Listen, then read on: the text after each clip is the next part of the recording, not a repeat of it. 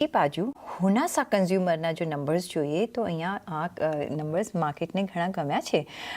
એમના લિસ્ટિંગ બાદ એમણે ડિવિડન્ડની પણ જાહેરાત કરી છે. તો બજારને પરિણામોમાં શું ગમ્યું તેની વિગત લઈશું મારા સહયોગી ચાંદની પાસેથી. જી ચાંદની, હુનાસાના નંબર્સમાં શું ખાસ રહ્યું?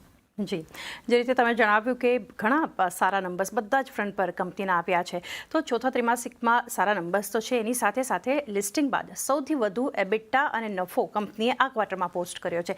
એ કંપની માટે ઘણું પોઝિટિવ છે. પહેલીવાર ₹3 પ્રતિ શેરના ડિવિડન્ડ અનાઉન્સમેન્ટ પણ કંપનીએ કર્યું છે. હવે આ મહત્વનું અને પોઝિટિવ કંપની માટે એટલે અત્યારે સાબિત થઈ રહ્યું છે કે ડિવિડન્ડ આપનારી પહેલી ન્યૂ એજ કંપની જે છે હુનાસા બની છે. અને ક્વાર્ટર 4માં વોલ્યુમ ગ્રોથ 30% પર રહ્યો છે. એડજસ્ટેડ આવક ગ્રોથ 28% પર રહ્યો છે. સાથે મમાઅર્થમાં 13%થી 19%ની વચ્ચે ગ્રોથ જે છે આ ક્વાર્ટરમાં કંપનીએ પોસ્ટ કર્યો છે.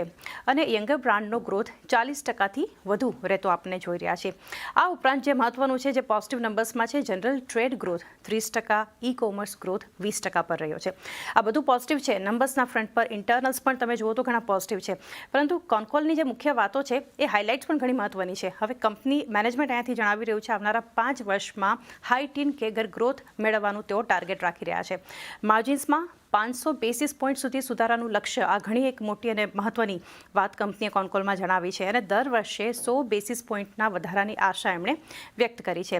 આ ઉપરાંત મમાઅર્થથી આવનારા 5 વર્ષમાં ડબલ ડિજિટ કેગરનું પણ એક અપેક્ષા કંપનીએ કોનકોલમાં વ્યક્ત કરી છે. અને યંગ બ્રાન્ડ્સ જે છે એની સાથે સાથે એક ફોકસ કેટેગરીથી કયા ગ્રોથને કયા સપોર્ટ અહીંયાથી વધારે આપી શકે છે એના પર પણ કંપનીનું એક ક્લિયરલી એક ફોકસ રહેતું દેખાશે.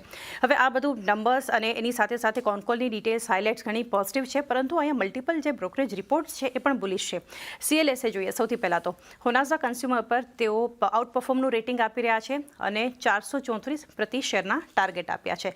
જેફરીઝ દ્વારા પણ કંપની પર બાય રેટિંગ આવ્યું છે. 565 પ્રતિ શેરના એમણે લક્ષ્ય આપ્યા છે. એટલે ઓવરઓલ નંબર્સ, મેનેજમેન્ટ કમેન્ટ્રી, કોનકોલ અને બુલિશ બ્રોકરેજ રિપોર્ટ છે કે જેને કારણે એક આ સ્ટોક ખાસું પોઝિટિવ વોલ્યુમ બેઝડ બાઇંગ અને નવા લેવલ્સ પર પહોંચતો દેખાયો આજે હુનાસા.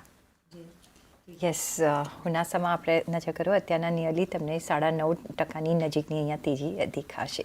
શ્રદ્ધા અને ચાંદની, ઘણો આભાર તમારો અમારી સાથે આજે જોડાવા બદલ.